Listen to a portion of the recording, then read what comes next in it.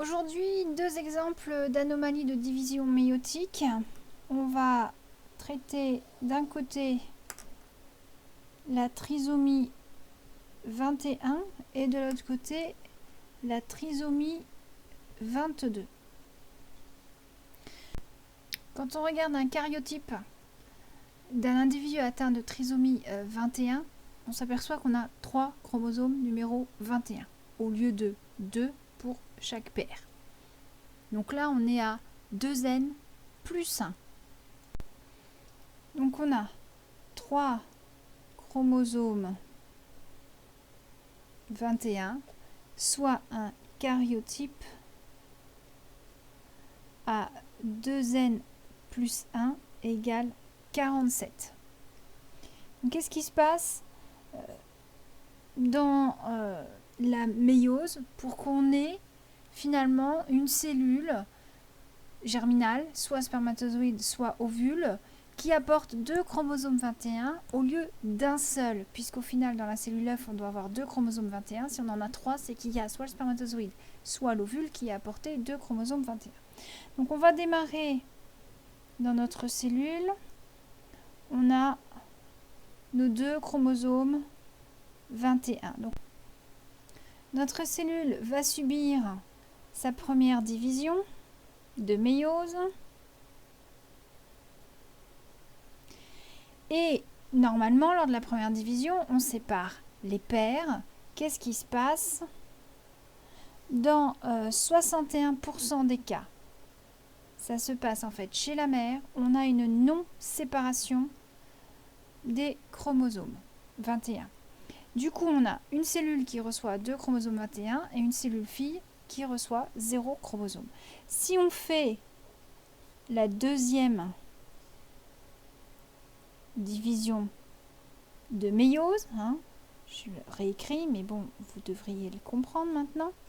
On obtient donc à partir de cette cellule 2 cellules filles qui possèdent aucun chromosome 21. Et là, on obtient 2 cellules filles qui possèdent donc 2 chromatides 21. Je vous rappelle qu'en deuxième division, on sépare les chromatides. Donc du coup, on obtient des ovules qui possèdent normalement un seul chromosome 21, mais là, il y en a 2. Donc maintenant, si on rajoute l'étape de la fécondation, c'est-à-dire qu'on fait venir des spermatozoïdes,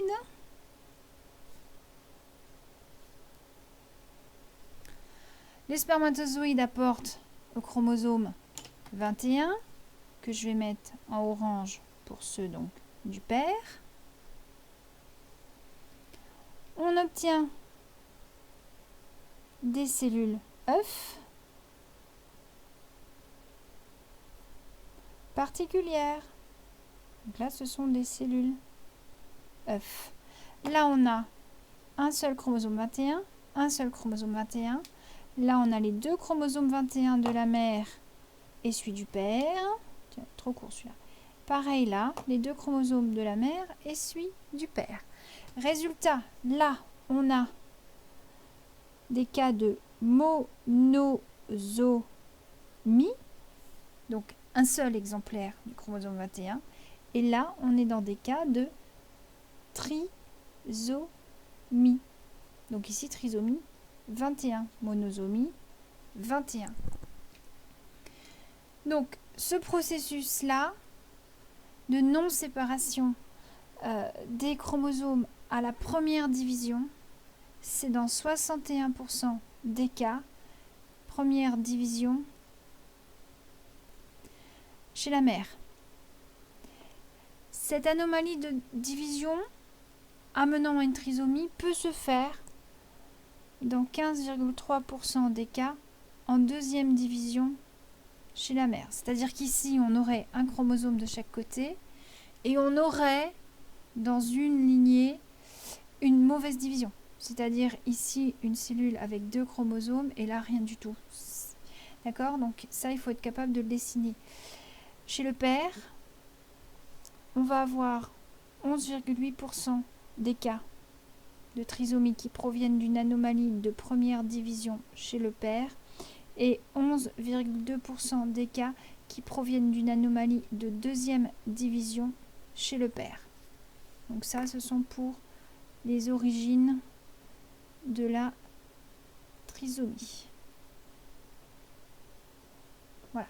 Donc là, ce que je vous ai représenté, ce cas-là, donc cette trisomie 21 ici, ce schéma, c'est celui-là. Donc, un cas possible.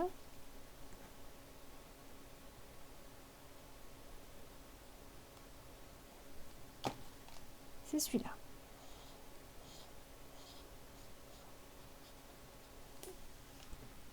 Donc, 61% des cas, anomalie de première division chez la mère. Donc, c'est ce chemin-là. On a donc 2 chromosomes 21 qui ne se séparent pas à la première division. Résultat, à la deuxième division, on sépare les chromatides. On a donc 2 chromosomes 21 dans chaque cellule fille. On y associe le chromosome 21 du père. On obtient donc des trisomies 21. Alors que de l'autre côté, comme il n'y a eu aucun chromosome 21 ici, du coup, on obtient des monosomies. Dans le cadre de la trisomie 22, on s'aperçoit dans un ovule, dans un ovocyte en métaphase 2 de méiose, on s'aperçoit qu'il y a une chromatide supplémentaire. Donc là, on a 2 chromosomes 22 plus une chromatide 22. Donc on démarre toujours avec une cellule, on ne représente que les 2 chromosomes, donc là cette fois c'est le 22. Et bien qu'est-ce qui a pu bien se passer? Lors de la première division, les chromosomes se sont mal positionnés sur l'équateur. On a un chromosome qui est parti entier de son côté.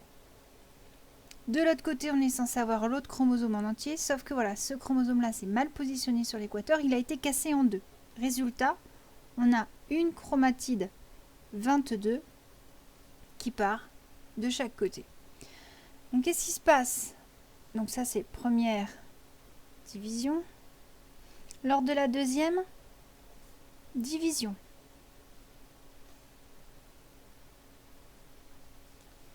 on va voir de ce côté-là une cellule qui ne possède rien, une cellule qui possède un chromosome 22, on ne peut pas le casser en 2, c'est déjà une chromatide. À la deuxième division, je vous rappelle qu'on sépare les chromatides, donc du coup celui-là, il va se séparer en 2. On va donc avoir une cellule qui va emporter avec elle ce chromosome 22 et une chromatide de ce chromosome 22, et une autre cellule qui va emporter qu'une seule chromatide. Donc là, je vais représenter une cellule avec 2 chromatides 22 et une cellule avec une chromatide 22. Je fais ma fécondation. Donc j'apporte les spermatozoïdes. Chacun amène son chromosome 22 que j'ai mis en vert. Je vais donc obtenir dans mes cellules œufs des cellules œufs du coup qui peuvent être ici normales. J'ai le 22 de la mère, le 22 du père. Là, anormal, j'en ai 3. Là, normal. Et là, anormal. Oh, j'ai fait une bêtise, vous voyez, hein, j'ai encore été trop vite. J'en ai un vert, celui du père, et un noir, celui de la mère. Voilà.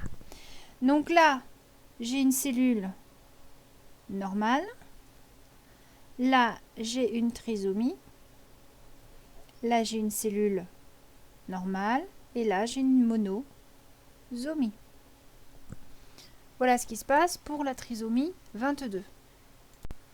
Donc pour la trisomie 22, première division, mauvaise séparation avec cassure d'un chromosome Et du coup, on obtient des cellules filles particulières, une cellule fille qui possède 2 chromatides 22 et une qui n'en possède pas du tout. Si on fait la fécondation, les cellules œufs nous donnent un cas de monosomie, 2 cas de cellules œufs normales et un cas de trisomie 22, bien sûr.